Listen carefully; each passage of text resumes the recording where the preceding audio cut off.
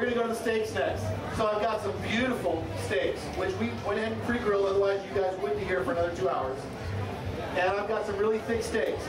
What I did was I coated them with that steak seasoning I told you about, the old Stockyard.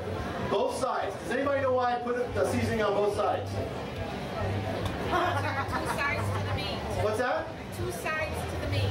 Right. If you're going to eat both sides, you should season both sides. Absolutely. If you're only going to eat one side, just season one side. Right? Fair enough? So I seasoned them both up with that old Stockyard. Then I put a little bit of grapeseed oil on top of it. When we put them on the grill, seared them up really nice. Don't worry about the grill marks. Seared them up really nice. And I took them off at about 125 and let them rest. Okay? They are now rested. Then I took a little bit of our Stubbs barbecue sauce and I put a little bit of layer on top of this.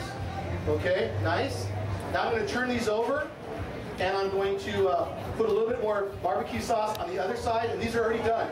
But I want to heat these up, just get a little caramelization on the other side of these steaks. Can you cover those for me? And we're going to just put a little bit more barbecue sauce on these. And Chef Lucas is going to throw these on the grill just for a couple minutes. Is that still on? Awesome.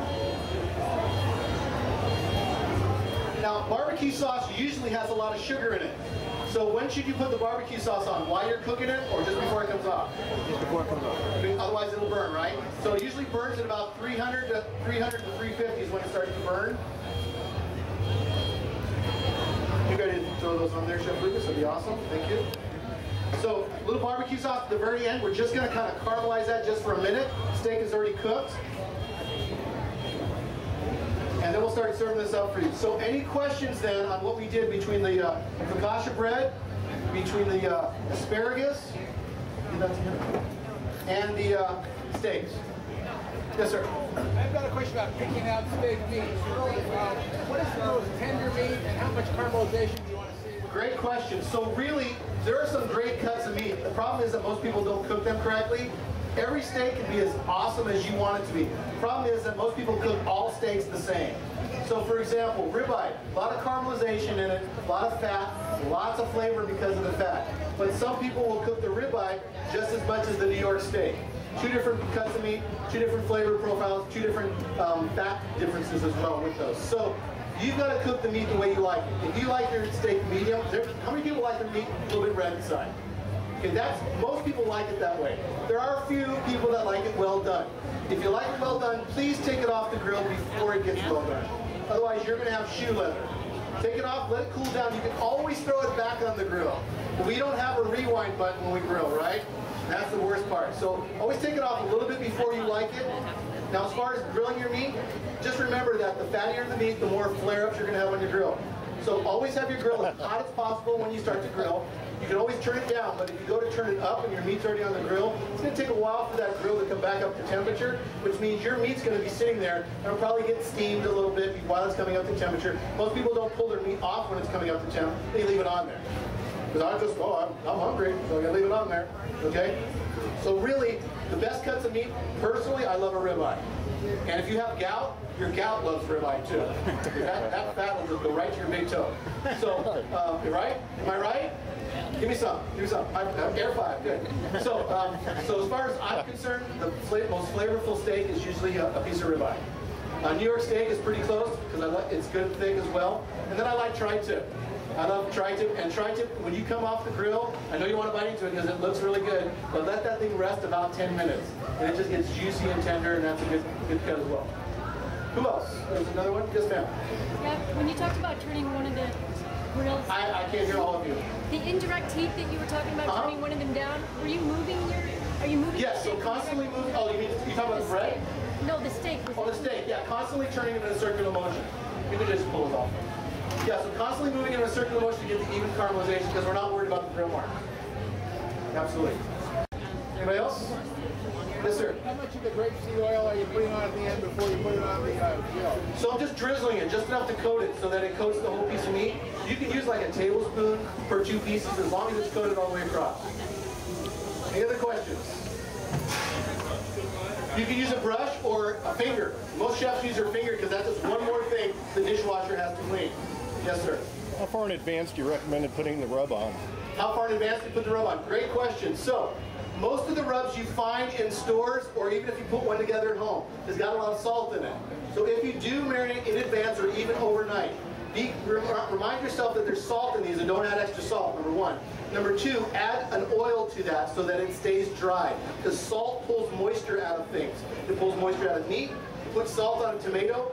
Look at it in about 5 minutes afterwards and see how much juice comes out of that thing. It pulls the liquid or the liquids out of whatever you put it on. So always add oil to your meat when you're marinated or to vegetables. That way it'll coat them and keep them from drying out. Great question. Thank you, sir. Thank you. Pay later. Okay, any other questions? Okay, we're going to go ahead and serve this up for you now. So Chef Lucas, if you want to start working on the bread first while we let our meat cool down. Any other general questions while we're putting your food together? Really? Did that cover everything? Yeah. Wow, all that in 30 minutes? Yes, sir. What do you think about what's more flavorful, cooking over a real fire versus the gas fire?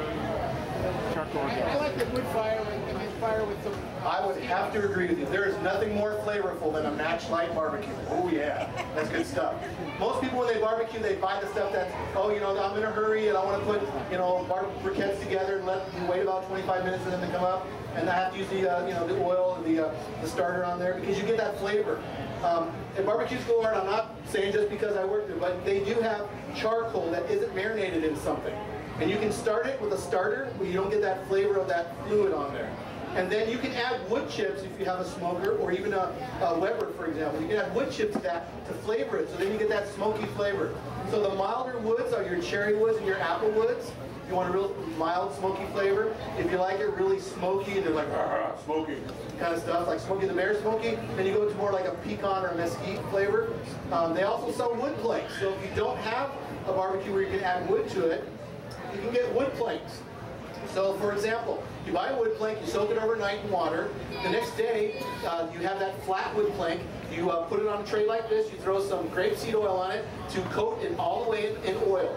That keeps the heat on it when you put it on the grill. That oil helps the heat on that wood stay hot. And then it'll smoke a little bit because you're there for the smoke flavor, so it's going to smoke. And then you put the meat or the seafood right on top of it, you get that smoke from it, whether it be pecan, whatever kind of plank you're smoking on, and it's really great. And you can use those about 8 to 10 times depending on how many times you use it. Okay, so that's the way to go. So add wood to your barbecue if you can add wood to it, or buy a plank and smoke on it. Yeah, very good. Any other questions? Sure. Okay, you've been talking about meat. How about other cuts like fish or poultry? Yes. Temperature for poultry. So temperature for poultry, great question. So how many people like some dark meat when they go chicken? Okay, chicken dark meat's got all the flavor. So here's a question before I answer your question. Here's a question. There are two meats out there. One is a real safe meat, and one is probably the most dangerous meat you can eat. So let's say, what's the safest meat you can buy? What is it? Chicken. No. Chicken smells better. No. Beef is the safest. No. Pork. So back when I was in high school, back in 19-babada-babada, they used to talk about what kind of? They used to talk about trichinosis. Trichinosis used to be around, and they, oh, be careful when you cook pork, trichinosis.